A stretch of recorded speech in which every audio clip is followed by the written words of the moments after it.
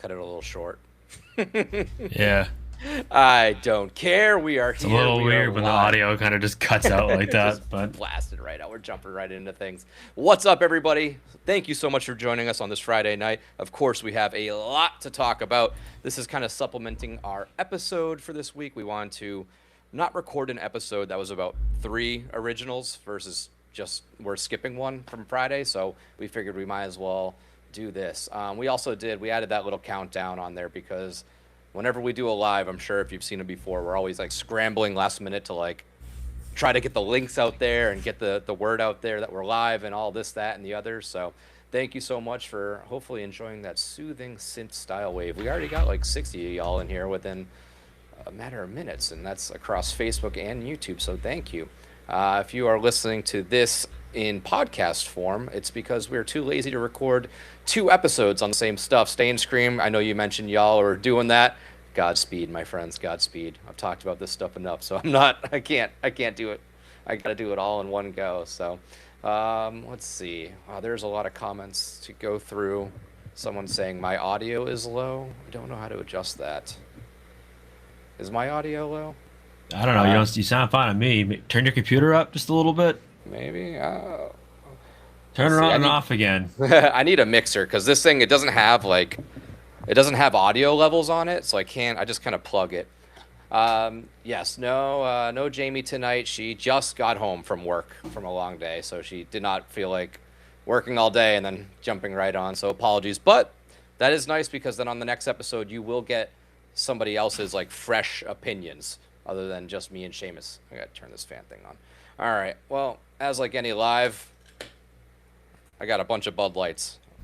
I'm not going through fun beer. I just got the whole case right here at the ready, because these are a little bit longer. I feel like with the lives we interact with the chat a little bit more, get distracted. I get pretty distracted. I know that's for sure. So, yeah, let's see what else we got. The text is huge. Is it as big for you as it is for me? No, not for me. But I shrunk my screen a little bit. So okay, on my stream the text takes up the whole thing. What up, Chris? What up? What up? We are going. All right, so let's start with.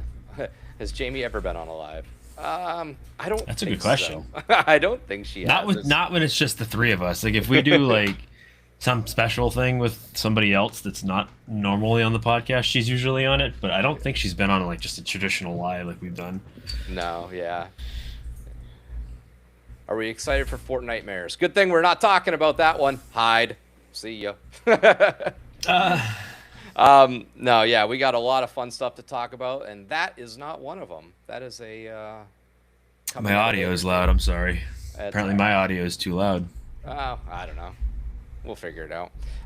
Okay, so let me get a little sip here before we get going. Obviously, we are here to talk about the originals, but we also have some other topics to kind of discuss. One being the new kind of rollout that they chose to do with these originals. Obviously, we had Originals Week. It's something similar we've seen in the past, but they also were accompanied by various articles at different outlets. Like each original was partnered with an article from a random site, whether we had some from Nerdist, Game Rant, Bloody Disgusting, and then I think there was another one as well. But each one had like a different person behind. Cinemaland was the other one. We've had somebody, whether it was Laura Sauls, Charles Gray, Matt Flood, Ramon, they all did like one-on-one interviews with these different sites. And I thought that was pretty interesting. I really liked that method of kind of giving us probably way more information than we really needed. But I think it was a cool way to kind of roll that out. Did you like that aspect of it a little bit? Or I haven't read the articles, but I do think it's kind of interesting that they're finally like branching out to, you know, even if it's like horror specific media, or I guess we can say like that type of programming, like that type of media, they're actually getting their word out a little bit, which is cool. Like I don't think we've seen that before much in the past. Like obviously last year they kind of started it, maybe the year before they did it a few times, but like being in Fangoria, you know, now more than once, I think is actually really, really awesome for Universal, which is funny to say about a company that's massive, like some massive movie company. Yeah. Like it shouldn't be that big of a deal, but like I think it's more of a big deal because you're actually shining a light on large teams of really hardworking people that you don't really ever hear from or hear about. Because when you hear about Universal, you hear about the movie studio and all the famous actors and movie production people that are already famous. So it's nice to see like Roman's name getting out there and a few others that work with him and within that team. Yeah, I like that they specifically were doing that and spotlighting the originals, because I feel like we've been saying for a while that like they need to give some love to the originals other than just the IPs. Like obviously the IPs are really fun, but I do think that they need to kind of put those up on a pedestal as well to kind of spread the crowds out, or maybe just make people more aware of what the other offerings are. Like it's not, when you look at something like last year, it's like you come for Five Nights in Terrifier, we get it, but hopefully we can kind of lure you into our artistas and your Hatchet and Chains and your dolls to kind of get you to buy in, not being just a Five Nights at Freddy's fan who came to go see the haunted house. Now you're a Horror Nights fan, and that's how they get you. So I like that they're really pushing that out there. Agreed. The other topic, Seamus, this is going to be one for you. Oh boy, here we go. If you guys wanted to rant, we're getting them. So this has been a pretty, I would say, deflating announcements based off of the fact that this year's like rumors, maps, speculation maps, stuff like that, it was a little too on the nose for everybody, I think. I like the guessing game of maps. I like having vague icons to kind of infer ourselves and be like, hey, this could be like this, that, or the other. I feel that the maps and the rumors start way too early now. I think that they need to pump the brakes a little bit, because a lot of these things that we've been talking about, especially these originals, it kind of felt more like, when is it getting announced versus what is getting announced. Right. And I don't love that. And this is not the first year. This is something this has been happening for the last couple of seasons. And unfortunately for the spec people that do all this crap, Universal isn't making it easy on them, because at this point they're releasing shit in March, April. Like they're getting shit. Yeah. You're getting announcements even earlier. Like, yeah, I mean you're getting announcements in the springtime, early spring. It used to be, I feel like, that you would get announcements like later, like maybe not like super late summer, but like you would start getting things right about the last couple of weeks, right? You probably start getting like an announcement every few days or every week or so, a month or two prior to the event kicking off. But now, since you're getting them so early, I feel like these spec maps need to be out so much quicker and so more often. But I think for me, my biggest issue, especially with this year was the worst it's been, is like you said, is I think there's no mystique to it. There's no mystery to it anymore. It's just, you look at the icon, they very rarely change over the spec maps. Like, why even have 3 spec maps? Because it's the same icons on every fucking map. Yeah. So clearly you either already know things, and because you're just trying to get it out before Universal starts dropping announcements and releases, you just put whatever you know in like little icons, and it's cute, it's fun to do, but if you're not really like, it felt more genuine when it felt like they really didn't know a whole lot. They were kind of just going based on rumors, based on vibes. But it's the last couple of years, it feels like all these spec people, they either know something, they know somebody, and they're getting drops, before they actually release something. And to me, it's just so deflating. It's so boring. That was a good word you used. I just think it's like, and it's no fun. Yeah, and it's like more and more. Like we cover spec maps, we post them. Like I do love the speculation maps. The Horror Night Nightmares people have been great to us. I wish if I could. Yeah, this is no shade on them. No, at all. No, it's just that. Well, it's not them. It's that and it's not them. It's like everybody else that comes out of the woodwork now too, who knows somebody and stuff like that. But I think just being a little bit more vague, maybe starting a little bit later. And Scott brought up a good point. They are making these things earlier, which is pushing spec season like earlier. So like I get it. I would maybe just stuff it in my pocket for a little bit longer, maybe. I know people get antsy, But right? Like this shit ends, I and then guess people in December are asking for one. I get that point, so I understand his point. Like, since they're, they have these things already like planned out a year in advance, but this is not new. They've been planning houses since the day like the current season opens. They start designing houses like immediately. They have like no time to really enjoy what they did because they're already working on new things. So the idea that like that changes this is, to me, doesn't really hold a whole lot of water.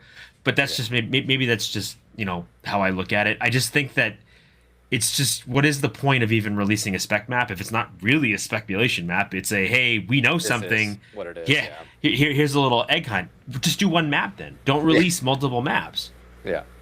And that's just me. And the problem, and you're right. Like, I think having, when it was one crew of people, one person, one place that would drop these things, for the community, it was fun to like dig into and go, oh, what could this be? What could that be? But now that like it seems like every other, there's like 17 different spec pages now for this that release their own map, but in reality they're just the same thing. Yeah.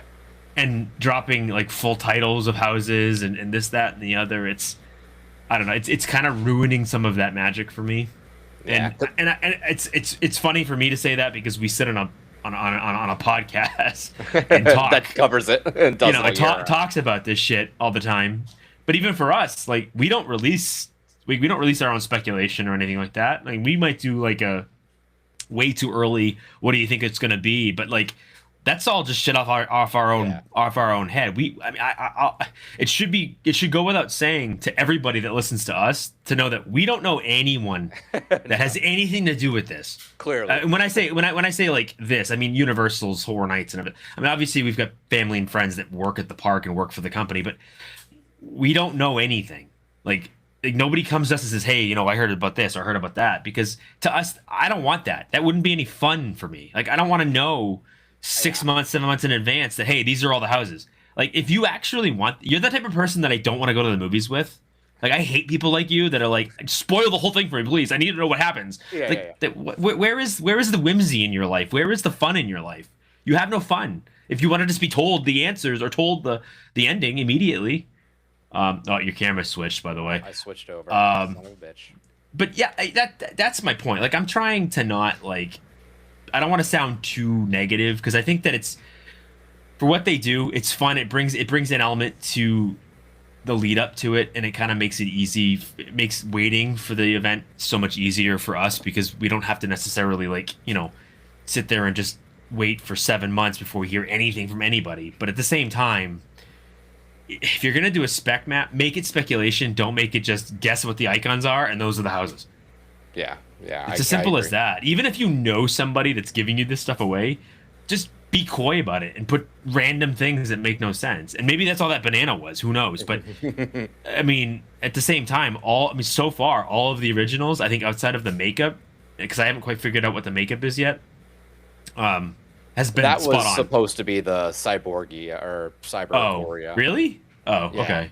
That was like Weird. a little cross, like hairs got crossed, I think. But no, I think a lot of people in here are in agreement. I put up Alex's comment earlier, but I really want this is like, throw out some fake ones. Like, even if you're Seriously. wrong, like, it's not this isn't a statistics thing, right? It's like, if you're, I guess you don't want to like lose your reputation as being reputable or whatever about being accurate.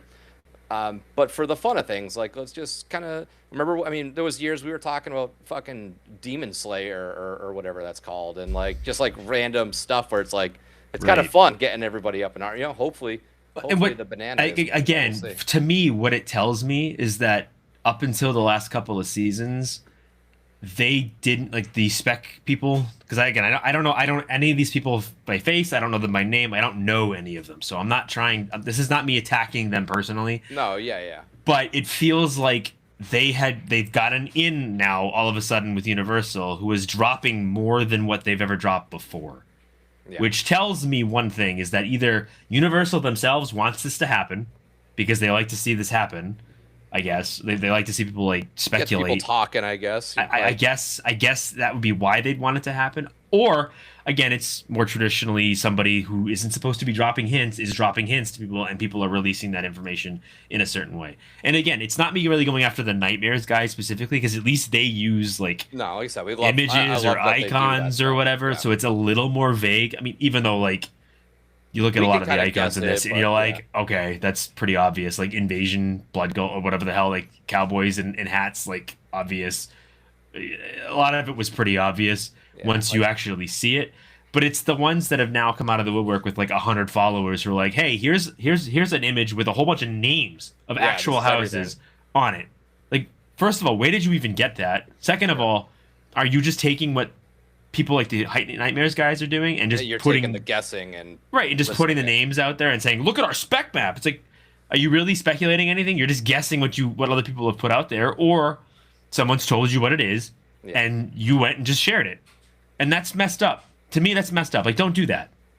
Like, if you're gonna do it like in a fun way, like like the Horror Nightmares guys do, where it's like, hey, yeah, we kind of know more than we should, but here's a bunch of icons, have fun. Yeah.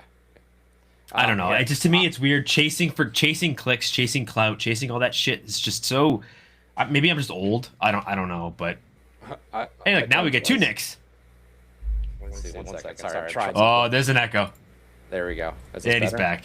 Yep, you're back. Yep, you're back. We didn't lose the live. Oh my god, that was a fucking tightrope right there. Whew. I wasn't sure what was gonna happen. I was not sure what was gonna happen there. But I opened up a new browser and jumped in here. So someone just put in there, like, they originally gave names. You're right, they did give names, and then they swapped. But it was never to the extent that it is now. Look at any of the people that are giving names today and last year and the year before, and they're nailing it, like, almost exact. And it's like, no one is that good at guessing it. You know what I mean? Like, it's not like these are just sitting down and guessing it and you know and writing it down, like, hey, look at we have an actual like a logo and everything. Like, nobody's doing that just out of the blue. You know what I mean? Like, you have to know something. And to me, that's no fun. And unfortunately, when you start talking about, like, well, Universal should do something about it and try to cut some of the leaks if they can do it. The problem is really not much they can do outside of, like, cease and desisting all of the sites that release this shit. And the problem is there's no way to draw a line. You can't be like, well, you can't do it because you did X, Y, and Z, but they can do it because they didn't do A, B, and C. And at what point do they say, well, you know, it goes beyond just the people releasing images of this or maps? It's people like Nick and Seamus and Jamie who talk about this. Like, you're talking about the speculation. You're just as bad as they are. Yeah, I guess. So at what point? Well, we play our part. I know that, but. Right, so it's like, and again, like, at the end of the day, it doesn't mean a whole lot. So it's not, I'm not like ranting in a way that's like, oh, this needs to end now. But like at the same time, I'm just pointing it out there. For me personally, it ruins a lot of the lead up and the speculation to it. That's all. Like, upside down grandfather clock, we all knew what that was. Yeah, exactly. I mean, caged cannibals. It was a literal cage with someone being cooked or roasted over a fire. Yeah. I mean, you can't get more obvious than that. Yeah, like they were 8. The map was like so far 8 for 10, and like I get it's, I don't know. You know, it's just it's a nature of the beast, I guess. You know, I don't think you're gonna put the genie back in the bottle with this stuff, but you know, it does. No, it does deflate the announcements a little bit, and I feel bad for the. It just waters down the whole. It waters it down. Like, if you know everything by February or March at this point, like there's no expectation. You know what I mean? Like, you know, when it used to be like, oh, when is the new map dropping? Like, we haven't ever said that in the last 2 or 3 years. Like, it's like, you know, it's like, oh, when's the next spec map dropping? It's because by June you know everything. Yeah. Here's another one. I forget the data, but maybe a couple months ago, we did an episode looking back at the last couple version 1s of the last like 3 or 4 years. And, you know, there was hits, there was misses, but it was definitely a little bit more vague and you know, fun. Maybe it's a selfish take just because we like to kind of work our own I don't brains think it's around certain selfish. things. I really don't you know? think it's a selfish take because Yeah. we're not. Again, I'm not telling people stop doing what you're doing. It's fine. Yeah. Like do whatever you got to do. But like, it's when people like they release this shit and then they parade it around the internet like they got everything right, and it's like Yeah. you didn't though. Yeah, I Like don't you care may about have. it being right. I think it's just fun. Like that's what it, you know. I'm gonna look at them. I'll definitely look at them for sure. But I think that's a good enough spot to kind of transition. But I think at the end of the day, like it is what it is. I like this one says not doing the Christmas maps. I personally think it's too early. I think the fun aspect of it is to maybe start them later, even if like on the back end, like if what it's all going to be, or you think pretty good what it is, leaving things a little bit more vague, and then that creates a fun little talking point of like maybe 3 or 4 different people see the same image and come to completely different like answers on it. I think that's a pretty fun one. But let's start getting into these announcements. So Seamus, on Monday we got our first announcement with HR Bloodengutz presents Halloween Fright-tacular. We did. I'm like really excited about this because I've never experienced Bloodengutz outside of the Carrie house or the Scary house, I guess, from what 2022 or 2021, or was that COVID? 30. That was 30. Oh, it was the 30 after COVID. So yeah, it was 30. Okay. Yeah. So I'm excited. I'm really pumped to kind of like see what they can do with him. So I guess we'll kind of just go through a little bit of a breakdown of what this house is and kind of go through some of the article if you hadn't read it yet.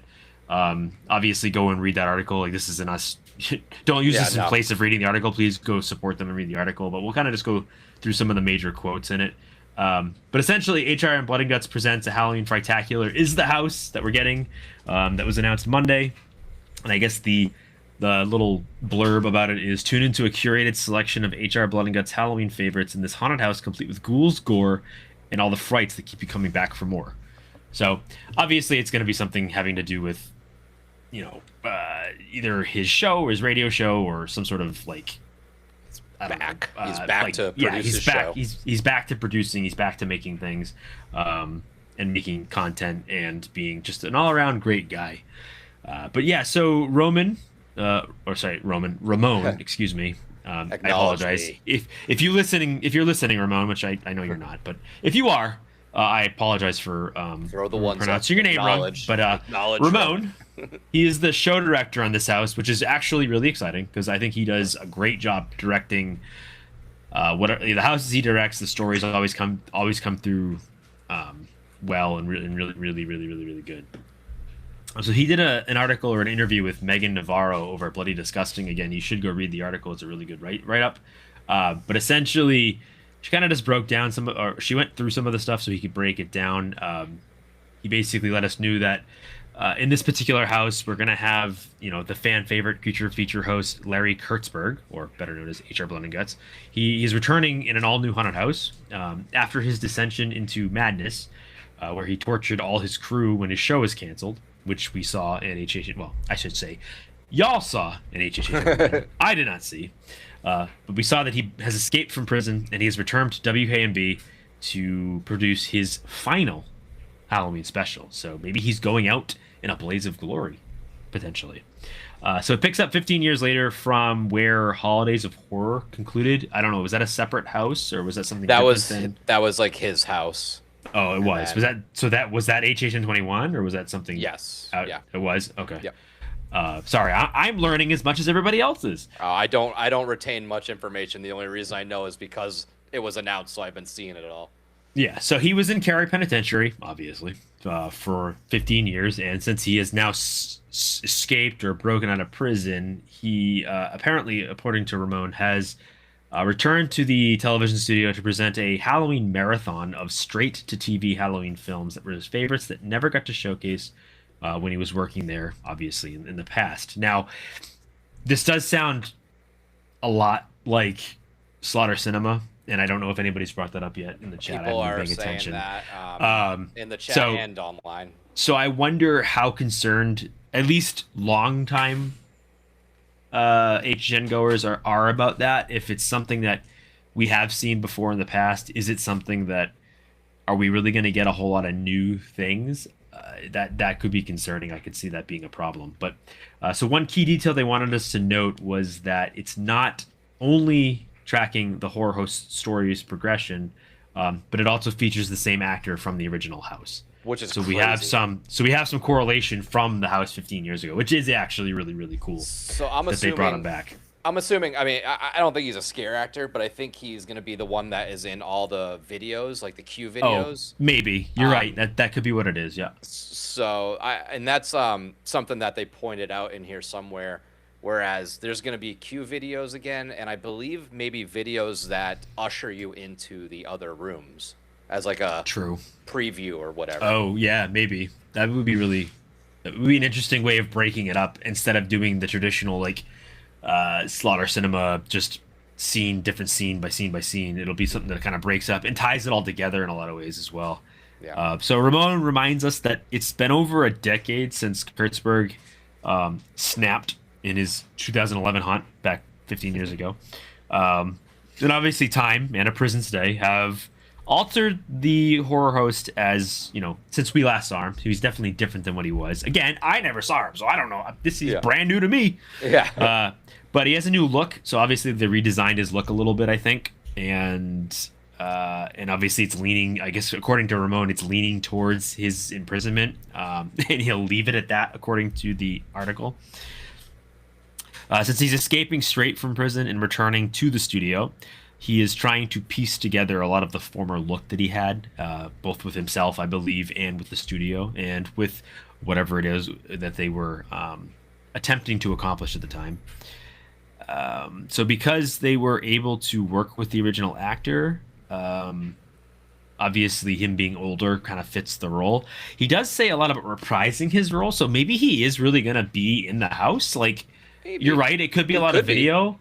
I mean, they have done speaking roles in the past where you kind of get that speaking role at the beginning. So maybe he's going to be at something similar to that, where you kind of like, he's like welcoming you into the house in some ways. It would be a lot for one dude to do that. So maybe not. Yeah. I don't know, but yeah, if he does show up in the house, I think it might be on one of those like one-off things, unless this person's been scare acting because there's a lot of long-term scare actors. So like maybe that person's still just been doing stuff. Yeah, that's a good point. It's very true. I'm thinking that he's gonna be bald, but like having to wear wigs or something.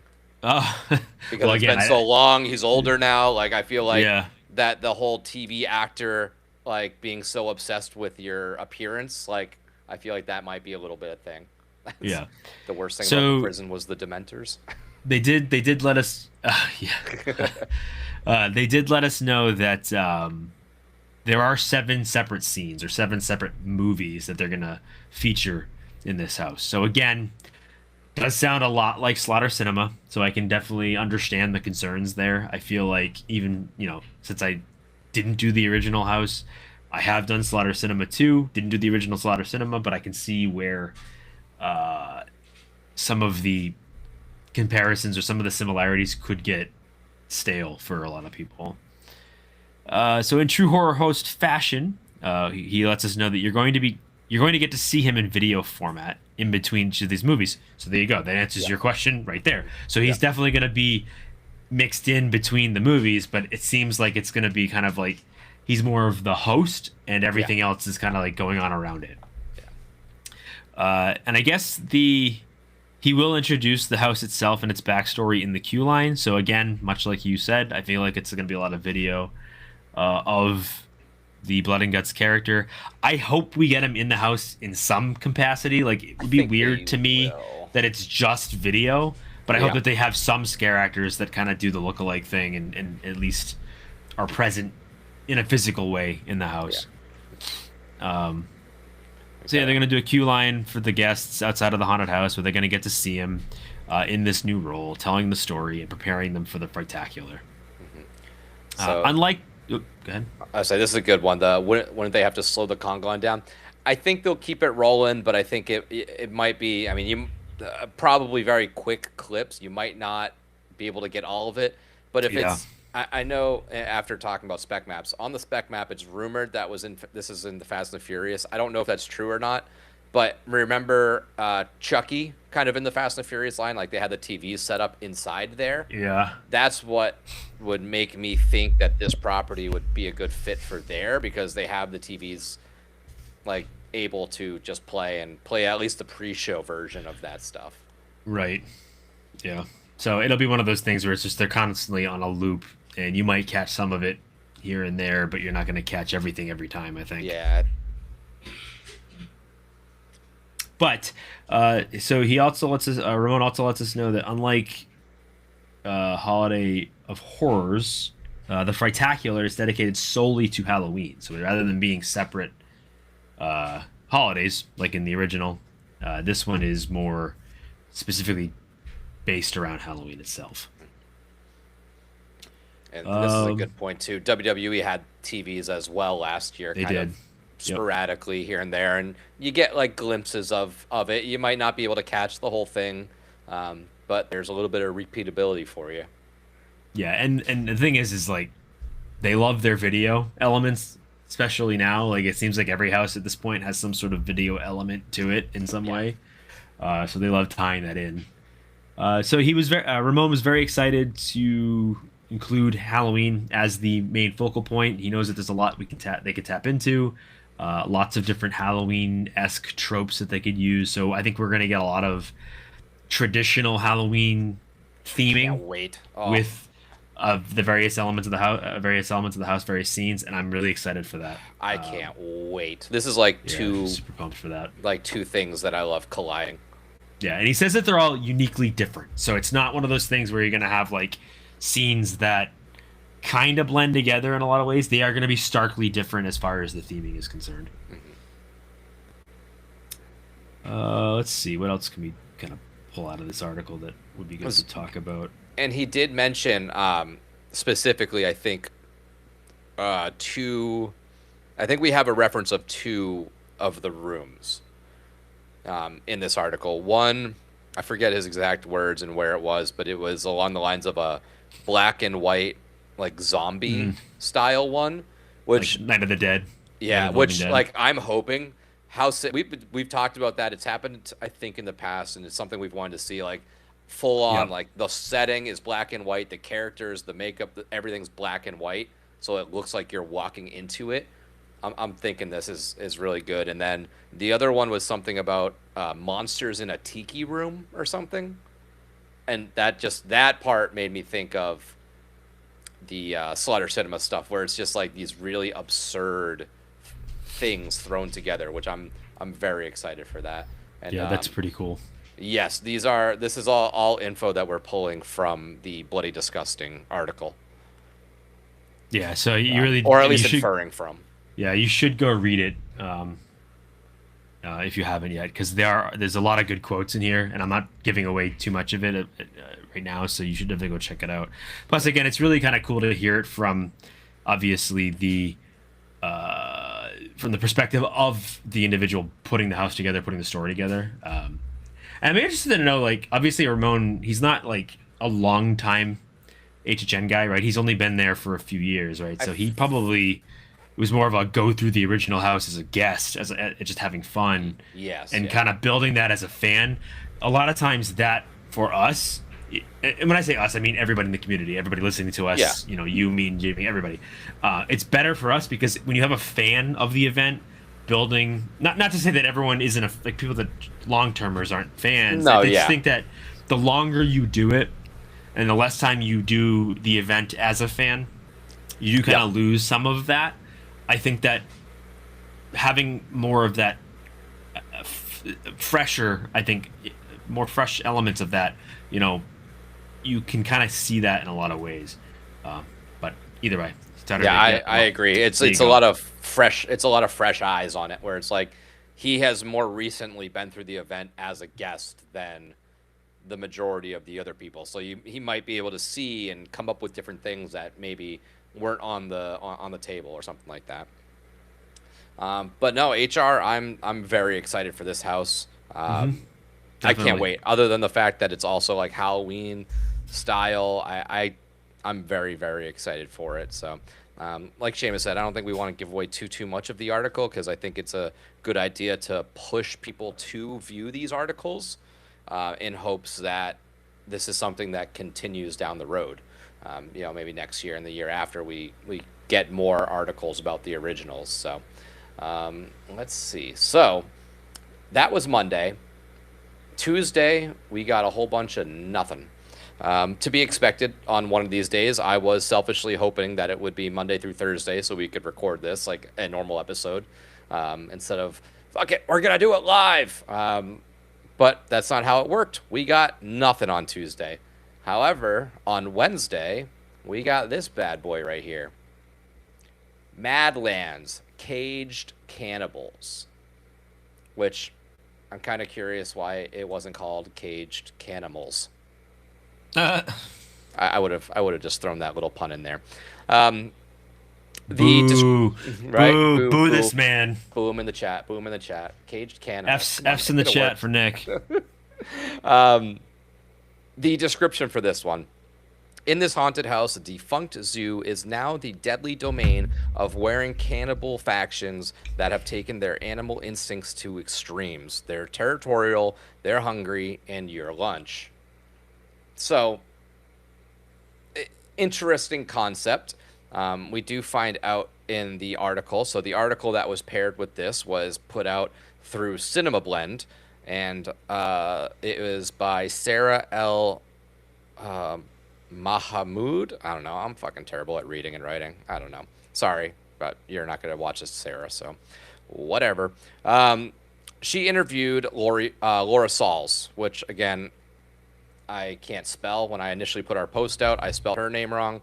I also spelt Charles Gray's name wrong on the post today that I just saw because I'm an idiot and I can't spell when I'm scrambling at work trying to piece together stuff in Canva and avoiding my tables. But either way, this is from the article supposedly, and I say supposedly with pretty big quotes because, and it's funny that Laura mentioned this because Laura was the one last year that said Jason Universe was 10 times scarier than Insidious. So I don't know, but they did say this house is the scariest and most unexpected house yet, and this is going to be quote unquote the bloodiest of the season. HHN betrayed. So what they did mention is that it is a bloody house. It's one of their bloodier houses, and the cannibals are killing machines, and every person that goes into this house is their prey. Now, I think a fun note is that this is a post-animal world.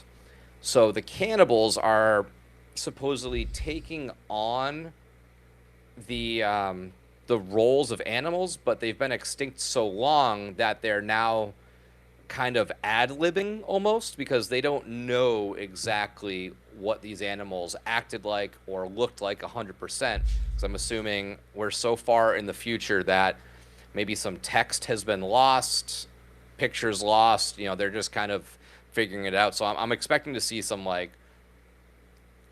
I know we've been talking about like mutated animals and stuff like that, but it's going to be like these weird hybrids that maybe they think are the correct animal, but they're way off. So I'm hoping that doesn't like just make me laugh because it's like, oh, I'm a giraffe and it's like got no neck and like super long legs and it's just like a weird looking giraffe. Like it's I'm hating that I'm referencing this, but Backrooms, in the movie Backrooms, their quote to try to like define what Backrooms was is like, it's like explaining to somebody what a dog is and then asking them to draw what the dog is, like what it looks like.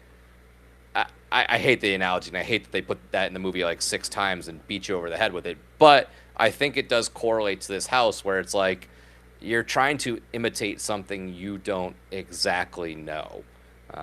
Look at us with with dinosaurs, right? Like we have fossils and we have stuff, but like we don't have photographic evidence. We don't know for certain. Like it came out like, if you looked at like what people thought dinosaurs looked like 80 years ago or whatever, they're probably different than what they think they are now because now science has evolved. Now they're kind of having feathers and stuff like that. But I think that's a fun little thing to play with.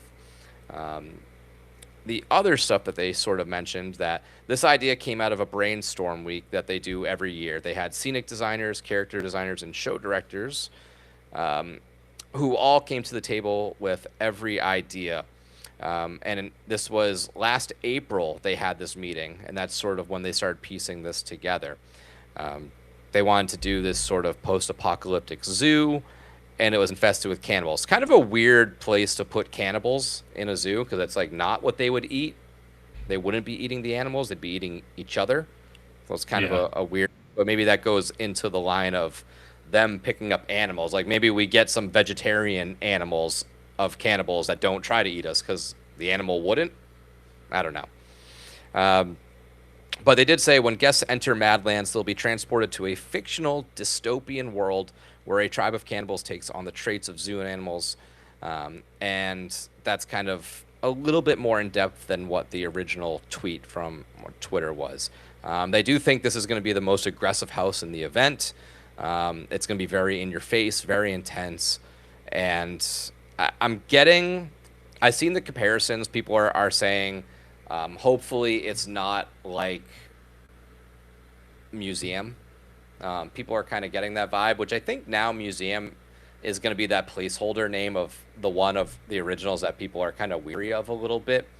I'm kind of getting a couple more vibes of Descendants of Destruction personally. I think this one might be a little bit of a sleeper. I think the setting, if done correctly, could be very interesting and very fun. It is interesting that of the 4 announcements of these houses this week, 2 of them are at other haunts.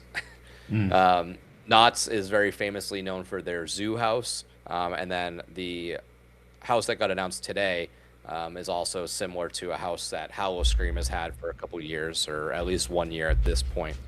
Right. They did say, I think, that this is going to be, let's see, I was curious about the smells in this one. They're interesting smells, and they hope that we bring a clothespin. So sort of hinting at that being the stinky house.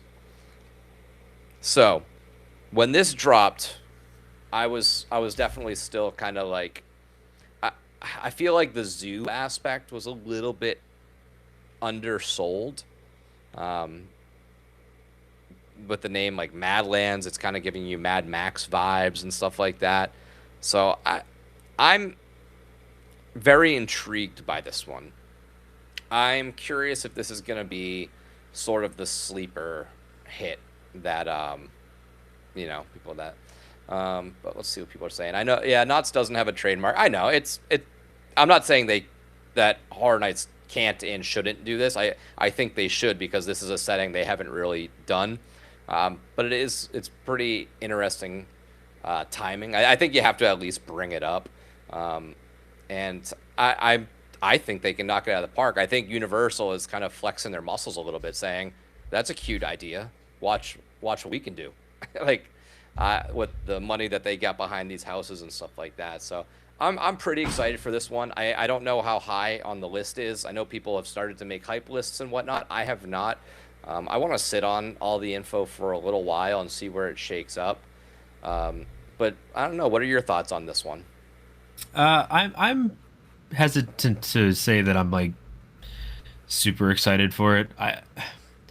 It just doesn't sound like, to me, it doesn't really conjure anything in my brain that's like, I need to do this as soon as possible. It's weird to put it in a zoo and then have it be based around like human cannibals. Like I don't really get the tie-in there, but maybe they are going to tie in animals in some way, in some capacity.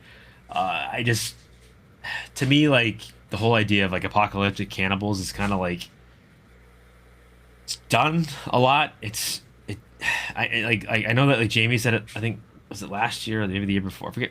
Maybe even last year. Like even with Fallout, she was just like, it's fun, but I'm just done with the apocalyptic thing for the time being. Like it's time to do something different, and this just feels like it's gonna be another apocalypse house. And yeah, that's why it's giving me those Descendants vibes. Yeah, and I feel like if you wanted to do a gore house, there probably were better options, but again, I haven't seen anything yet, so I'm not going to judge it till we go through it, but Yeah, I'm I really mean, I hoping. can't say that I'm super excited for it either. I'm really hoping that the zoo aspect and the animal aspect is like the forefront, and the cannibal aspect is like the second tier of it. It does seem like that's kind of reversed, though. It does seem like, and just like Drink Fry just said, it does feel like the zoo aspect is more of a throwaway. It's like, oh, well, we have this idea for these cannibals. Where can we put them that we haven't really done it? Well, we'll put it in a zoo. So hopefully that aspect of the house is much more at play than what they're saying right now, because I think I think they can do a lot of interesting things with this. It's just a matter of if they're going to or not. Yeah. But either way, it definitely wasn't. We always bring this up, but none of these houses, I don't think, got the reaction amongst like me, you, and Jamie of when Goblins was announced. Oh, And we're yeah, just like, that's true. what the fuck is this? Yeah, that's like, true. No houses like gave us that like real big question mark of like, okay, like I don't understand anything. And maybe this would have been the one if these articles weren't attached. Like if we didn't have this other information about it, we might have had a lot more question marks about like, what is this house? But if they're dubbing this like the in-your-face, bloody house, scary house, like then we'll go from there, and I'll take their word for it until we that. And Jess, you are right. There's a couple like houses out there that are vibing on that like post-apocalyptic, like here's the world that ended. Like there's gotta be something else other than there. Goblins was awesome. I had so much fun in Goblins. But when it first got announced, I was just like, really? Like Goblins Feast? Like what is this? But yeah, we'll just see from there, I guess. So, Seamus, why don't you bring us up to Thursday? Because this, I think of all houses, might be a Seamus house.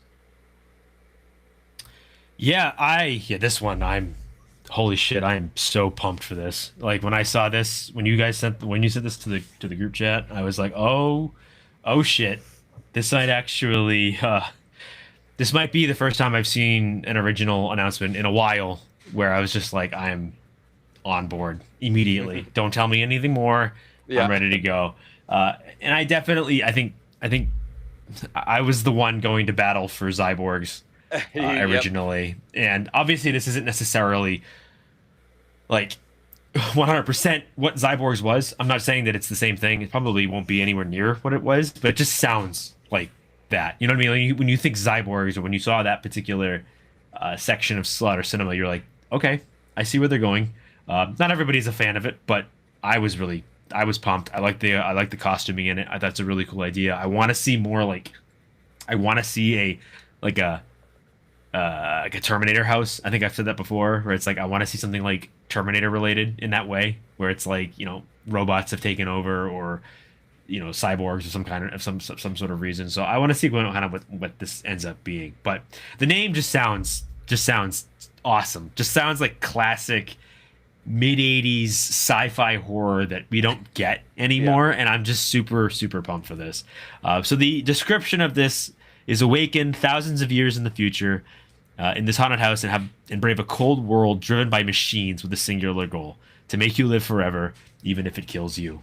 And to me, that's just, I think you said it, it's like Matrix, it's Terminator, it's Skynet.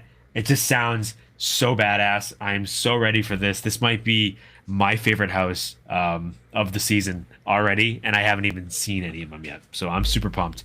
But they did do an interview, Game Rant this time. And you spelled his name here. I'm going to try to pronounce this. It's Anthony Tormina or Tormina or Tormina. I apologize again if you're listening, which I'm sure you're not. But if you were, I apologize for not saying your name right.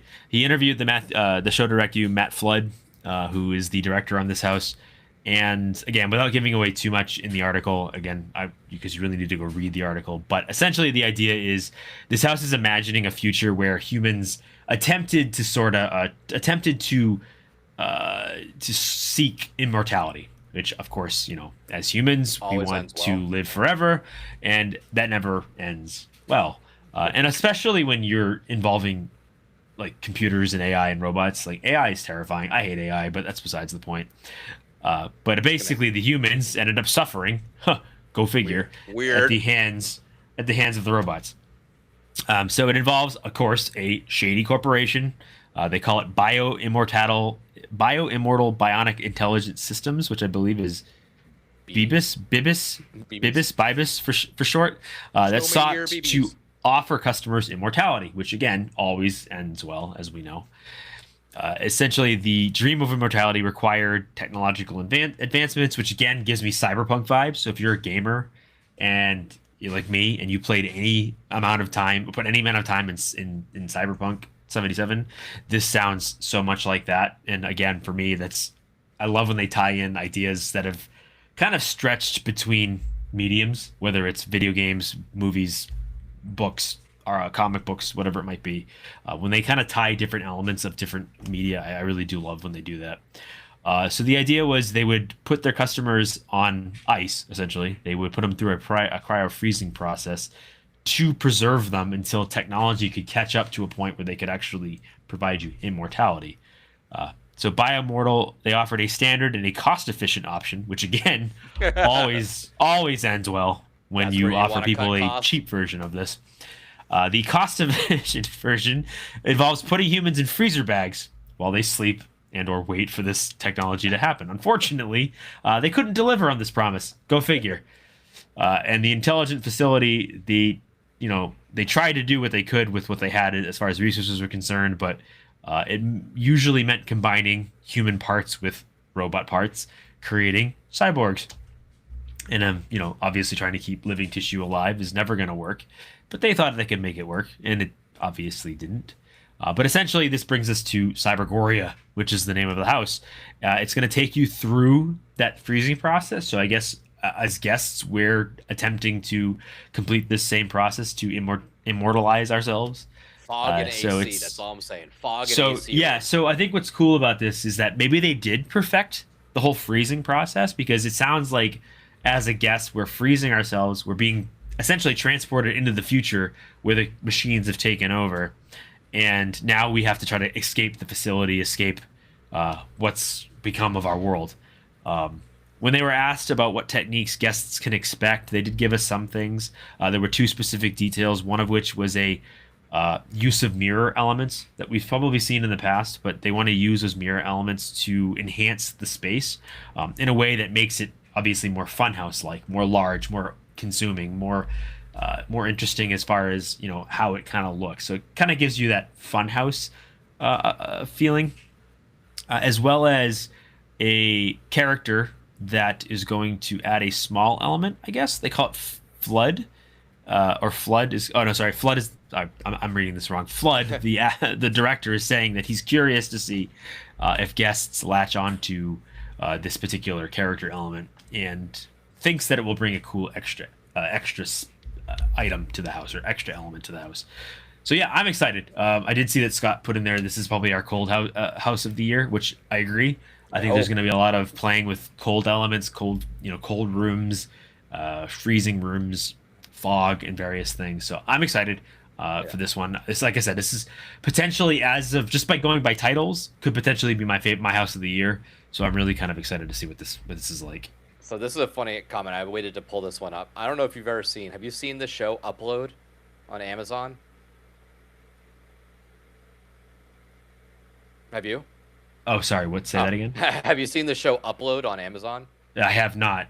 No? Oh, Okay. wait. No. There's a movie, but I don't think it's the same thing I'm thinking of. If this is what I'm thinking of, there's a show called Upload on Amazon where it's like you can purchase an afterlife, and right before you die, I think they like cut your head off, they freeze you, and they upload you into like your afterlife where you just keep on living.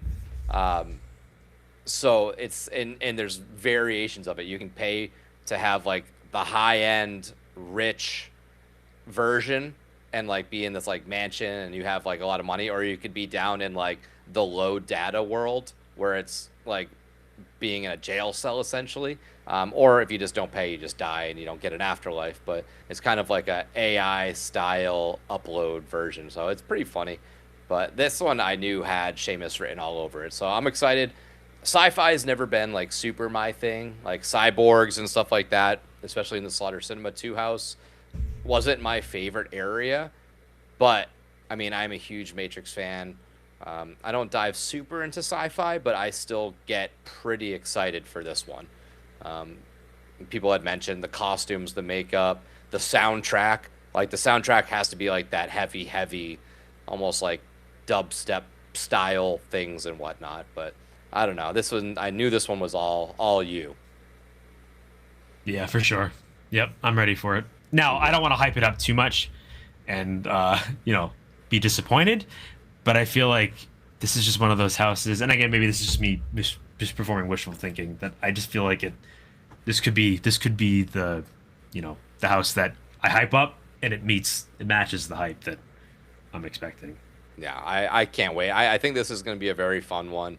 I really feel like those back-to-back announcement, the Cybergoria and all that stuff, Cybergoria and Madlands back-to-back were kind of like a little question marky for me to start. And now that I've sat on them for a little bit, I'm like, okay, I'm excited for that. Yeah, I really wish they'd start throwing some of this original stuff on more than just the house shirt. Like that's kind of a whole different thing, but I'm excited for that. So that brings us to today, Friday. We got Invasion, Alien Abduction with really cool key art. I love that key art. That is like movie poster key art right there. It's giving me a lot of vibes from like Nope. Obviously, it's kind of in that same wheelhouse of the Alien Invasion.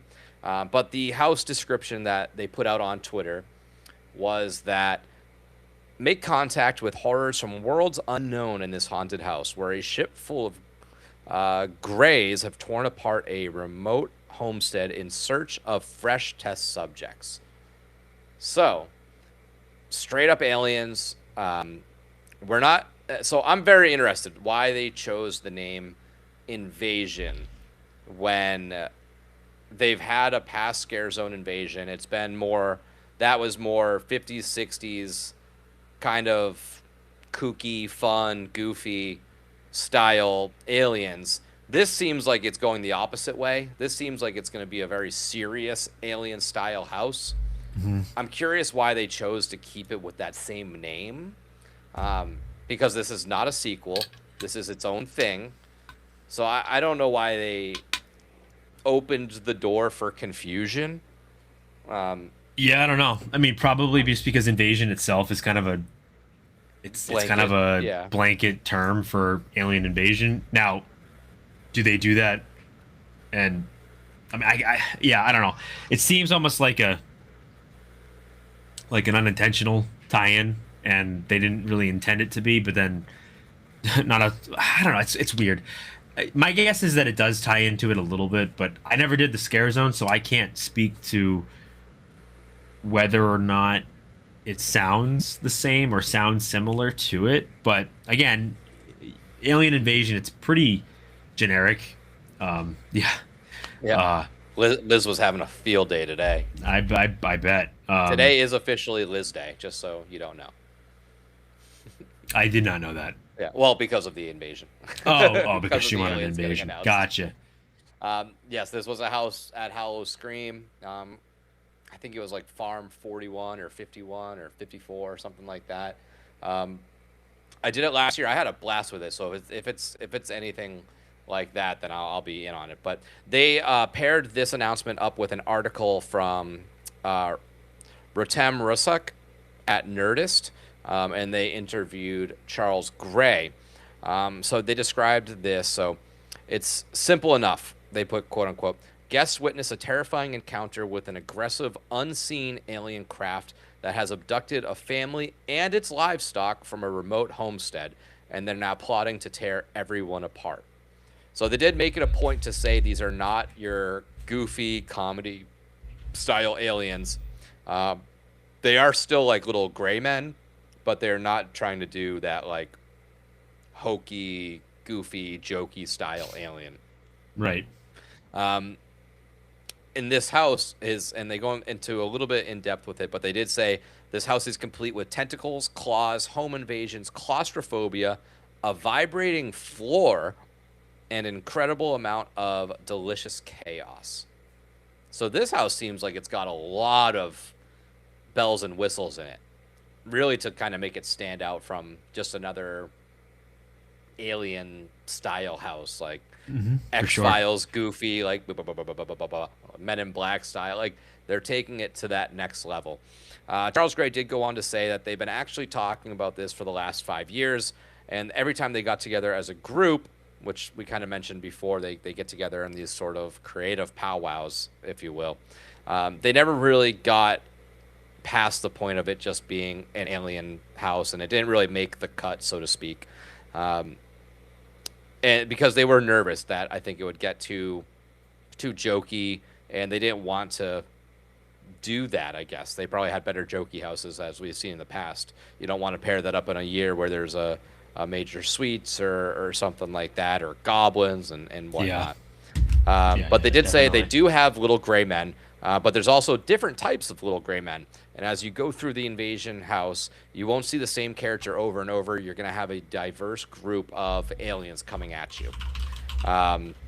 And they did come up to this problem of, well, how do you get a giant alien-sized craft inside of a building?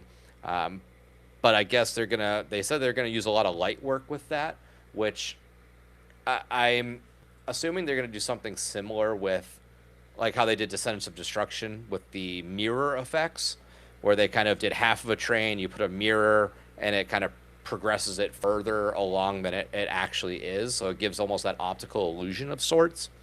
They did go on, they did say that they have giant, big, large tentacles. I almost said testicles, but tentacles. And they have these ones, and they kind of come out, they're grabbing stuff, they're puncturing you.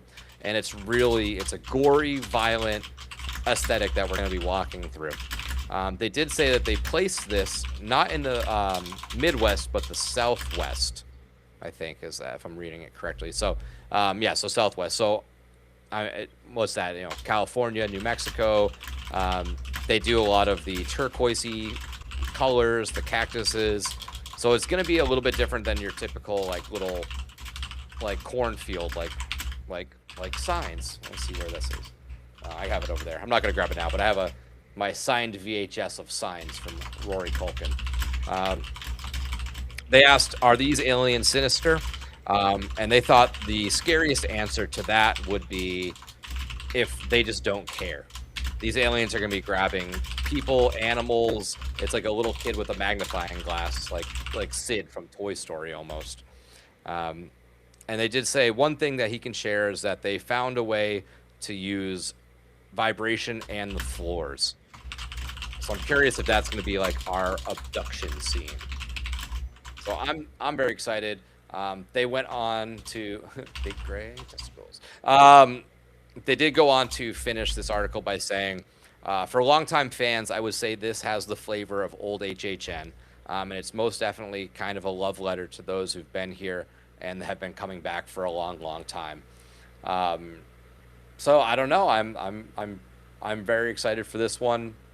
Seamus, 2 sci-fi drops in a row. Are you in on the aliens? Yeah, somewhat. Yeah, I'm excited. I don't know. I haven't seen. I didn't do the original Scare Zone.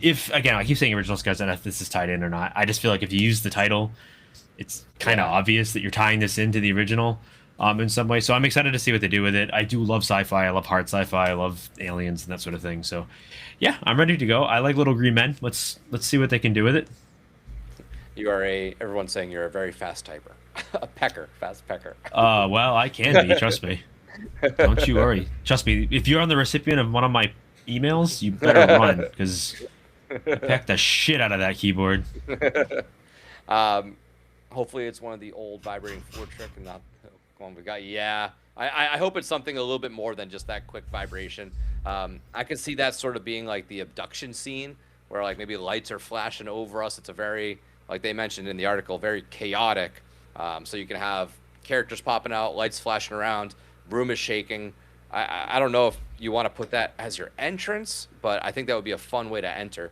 Kind of depends on where we're actually going to be in this, because it seems like, I mean, by the name of it, we're already abducted. So I'm curious if it's going to take place like half, like at the homestead, or half in the ship, or if we're going to just start off in the ship, the motherboard or whatever like that. But I'm excited. I mean, like growing up, everybody has been pointing out in the chat too, Signs is like classic. If you're around our age, you saw that as a kid, it completely fucked you up. That for me is like, that for me is peak like alien stuff. I know a lot of people were kind of comparing this to some ET and stuff like that. Seamus will be, sorry, I'm trying. I don't know what to do. I have no volumes on this thing. I need a mixer. I'll add that to my future me problems fund.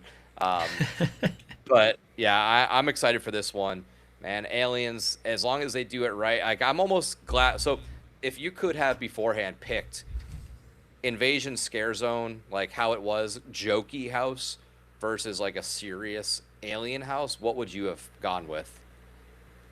I want serious. I don't hate camp if it's done right. But I think with Bloodengutz, I think we've already got that levity house, that camp house, and I think that's kind of what he's gonna be. So if they do two houses that are kind of like that, I don't know. I think at the end of the day, it is what it is. It'll be fun either way. It'll be kind of like the Killer Clown's house was. It was, it's not really scary, more of just like it's a fun, colorful, over the top. But by the image they released in the title card, it just seems more serious. Yeah. Like it doesn't give off goofy, colorful, fun aliens. It gives more, hey, we're here to like annihilate the entire race of humans, which at this point, but that's besides the point. Yeah, I'm excited. I want like scary aliens. Like I want to be transported back to when I was a kid watching Science and that Vomino scene. Like, fuck, yeah, like, God, come on, like, move, kids, Vominos. Yeah, Vominos. I love a campy house, like I do. I think we need a max of one per year. If we don't have one for a year, like I'm fine with it. But I do think like just one is enough. Like that's what I really love about this lineup so much. I am staying very hydrated with my waters, Alex. I think that the variety, I know we have two sci-fi, but they're very different sci-fi. Like Alien is very different than these cyborgy robots that are taking over the world. And we have HR Bloodengutz, which is kind of the campiness and stuff like that. And then you have the Cannibals at the zoo. Like that's a whole different setting on top of which we didn't talk about tonight. But the other original that was announced first, obviously Jack and Oddfellow, Case and Control. That's very icon based. I'm assuming it's going to be very story driven. There's a lot of variety here, which, we're kind of used to and accustomed to at Horror Nights. But I'm just glad that we're continuing this because I'm very excited for all of this stuff that is going to be coming out. So everybody in the chat, put your most hyped house. We ran a little poll on Instagram. Let's see what the results are at. It is pretty heavy in HR Bloodengutz. 68% people have voted for HR Bloodengutz. Coming in at second place is Invasion at 17%. And then Madlands and Cybergoria are kind of split right now. They're at 6% for Cyber and 9% for Madlands. I think it's tough. I'm curious what this poll would be without HR Bloodengutz. I'm curious if all those HR fans would go to Invasion or not. But I'm very, very curious where everybody stands in this. So I know your list right now would be probably top with Cybergoria if I had to guess, right? Yeah, if you wanted me to like list all the originals as of right now, it's probably Cybergoria. Well, it is Cybergoria number one. I would say Invasion 2. I am gonna put Jack and Oddfellow at 3. because I am really excited for that. I think that house is gonna be good. I know I've said before I'm not a Jack guy, but I really did dig the uh, Oddfellow house, and I think there's gonna be an interesting, way of combining the two of them together. And I could be wrong. This house could fall flat, but I'm cautiously optimistic for that one. And then obviously below that, I'd probably put the other two in no particular order. Yeah, I honestly don't know where I'm at. Blood and Guts and Invasion are pretty neck and neck for me. Um, this might surprise you, but I'm pretty excited for Cybergoria. Um, Jack and Oddfellow is up there, and then I'd say Madlands might be at the bottom of the originals, but like it's a tight race because I am that one I'm more curious for than I'd say excited and hyped. Um, but I love this lineup. I really do. I'm more excited now than when we were kind of like speculating on stuff and being like, well, maybe it's this style house, maybe it's this kind of house. I this lineup, man. I'm Yeah. finally I've hit that point of like shit. It's fucking July, like in a It's couple days, and we're almost there. Yeah. Like, And it's unfortunately for me, it's going to be another one of those years where the originals are going to have to pull their weight because I don't think the IPs are going to be too hot. I yeah, just as of what we gotten so far. yeah, I mean, again, I love the movie Sinners. I love that movie. That movie is one of the best movies I've seen in the last 5 years. big question mark. I'm just not sure how it's going to translate to a house. Um, and rather than could we have just gotten away with a Western vampire house? Like, did we have to do a Sinners house? Yeah, So I I do feel like it's unfortunately going to be um, one of those years where they're going to have to do numbers for it to feel like a successful year. Otherwise, it's just going to feel it might fall a little flat. yeah. That's the only thing I'm worried about. Should I show a tease for some of the shirts that we got? Yeah, sure, why not? I haven't even did- seen I half did- of these, I don't think.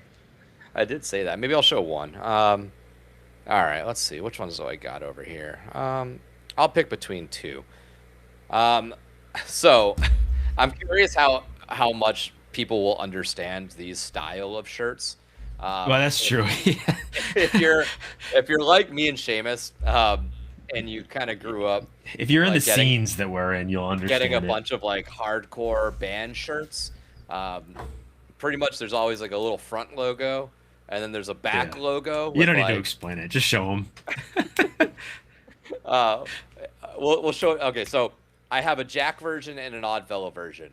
Okay, chat, you're gonna decide which one I show, either the Jack version or the Oddfellow Oh, version, good and we're gonna God. We vamp should for a put a little poll bit up. until these. Yeah, I wish I could poll, but I'm just gonna have to kind of see which ones I see more. But while the responses get to us, um, we'll kind of vamp on them. But yeah, they're kind of like band T-shirts would have like some logos or logos on the front, and then the back would be like a singer or a picture of like the live band, and it would have like lyrics on the back.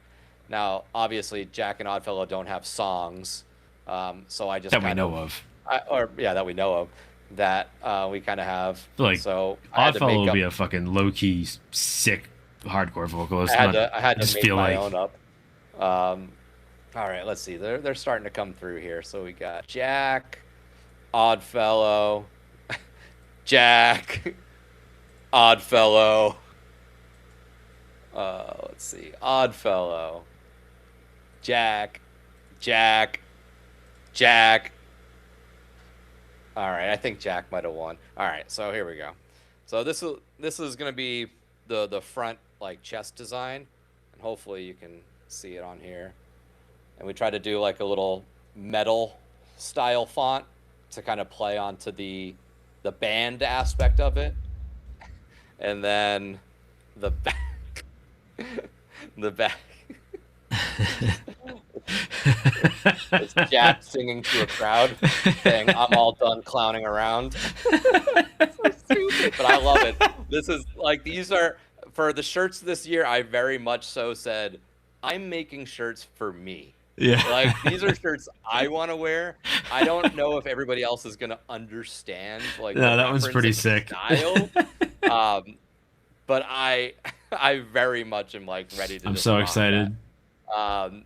I think it's funny. I don't know. We'll see what the people think, but I like that one a lot. Um, and I'll show another design that I'm not going to do, but this is because I'm a loser and I just play with stuff at home. Um, you guys all know I'm a pretty big Survivor fan. This isn't going to be a T-shirt, maybe in the future, but I did totally just rip off the Survivor logo and turned it into ours. So stupid. Um, um, that's not going to be a shirt. That's just for me. That was something maybe down the line at some point we might play around with. But hopefully you guys enjoy those. So we're not doing pre-orders. These will be on our TeePublic page when they go live. Honestly, we can't. I don't want to drop all of our shirts because if you followed us in the past, we do tie some of our shirts into IPs. So I don't want to Yeah. drop any shirts and have it be on something that's not there. Um, so we're kind of at the mercy of when the announcements finalize. Right. So we're at the point where we're mostly done with the designs. We got 2 more coming in. Once we do that, I can kind of order them myself, take our promo pictures with them, and then we'll release them like we have past, where we kind of do what they do with their spooky week. We kind of drop a picture or two a day, and then Monday through Friday, and then once they're all announced on Friday, they'll go on sale to the public. TeePublic, it's kind of good and bad, the ups and downs. With TeePublic, we really don't make that much money off of shirts. To be fully transparent, for every shirt we sell, I think we get like $2. But the upside is I don't have to deal with any of the shipping. I don't have to print any of these shirts, so I'm not sitting on a closet full of t-shirts waiting to sell, hopefully. So that there, and I like TeePublic because you can customize them. So if you want a specific style, like if you want a heavier t-shirt or a dry fit or a crew neck or a tank top, you can do that, and you can change the colors of the garment. So if you don't like having it on a black shirt, you can be like, hey, this might look cool in navy blue or red. You can do that on your end and order and customize it yourself. So I think for the consumers, for everybody that wants to support us, I think it's a little bit more beneficial. I think the shirts are usually like $16, which isn't bad, because if I did order these shirts and printed them myself and paid for it all up front and stuff like that, we'd have to charge more. Like shirts would probably be like, if you look at t-shirts now, they're like $35, like for a t-shirt at like a concert or in a store. And I think that this is a little bit better of a deal for everybody. We might not make as much, but I think it works better for everybody. I didn't get any of the Murray stuff yet. I did buy the shorts though from one of the previous drops. Let's see. So I think before we close out, next announcement on the 4th. When do we think it's funny, we just got 4 announcements in the week, but HHN brains, right? We always are like, what's next? What's next? Well, the 4th would be on a Saturday, so I don't think that. I'm thinking we skip next week. I think they avoid that holiday, and then somewhere in that first full week of July, maybe on July like 9th or 8th, maybe something like that. And so hey, affordable for you. And like I said, you get to customize it, which is nice. Scott also pointed out TeePublic does run sales often. I believe they always run a sale when the merch is new, which is nice. So every time we drop a new design, it's like on sale already. So that kind of helps everybody out. So we don't do it for the money. We do it just to, like I said before showing the shirts, we do it to make shirts that I want to wear as well. So it's a little bit of selfishness there, but I don't really care at that point. I think it's just fun to put out fun designs. So anything else, Seamus, to follow up with before we jump off on this live? Nope. Just that I'm excited. I'm ready to go. I do think we're probably going to get an IP announcement in the next couple of weeks. I think we're going to start getting those to finish up. Because, I mean, if you think about it, we've only got like a month and a couple of weeks and then it starts. So, like maybe a month and a half. So Yeah. it's going to come faster than we realize, even though the years seem to be going faster and faster as I get older. But yeah, I'm excited. I'm ready to go. For another question, it is print to order, so it's not like there's not like a deadline. As soon as you order it, they print it and they mail it to you. So it's not like you're waiting on anybody else, which is nice. The turnaround times are pretty quick, so that way, even if we don't drop these until like the beginning of August, you'll still definitely have them before HHN starts. Duh. But yeah, so I think that about will wrap us up for today. I'm excited. It's crazy. Time is flying. We're almost in July. We have a lot of stuff ahead of us. Obviously, we touched on the t-shirts and stuff like that. But on top of that, I'm going to start working on those HHN homework videos, hopefully to put those out in time before so everybody can kind of, get ready. If they haven't seen the IPs, I have to also do my homework and get a little bit more familiar with some of these potential IPs. And then our 1 week until HHN Podathon, that is going to be another thing. Obviously, everybody hopefully enjoys it. If you're new here and you don't know what it is, our HHN 1 week until HHN Podathon, we do 8 episodes in a row. We put out episodes from Friday to Friday all the way up to opening day. And on top of that, we have our live event, August 26th at Topgolf Orlando. That is going to be our Family Feud event that we are co-hosting alongside Ryan for the Love of Theme Parks, where we are going to see who is going to win, the podcasters or the YouTubers. So I'm very excited for that. But until next time, this is Nick. And this is Seamus. Happy haunts. Thanks for waiting on the Friday night with us.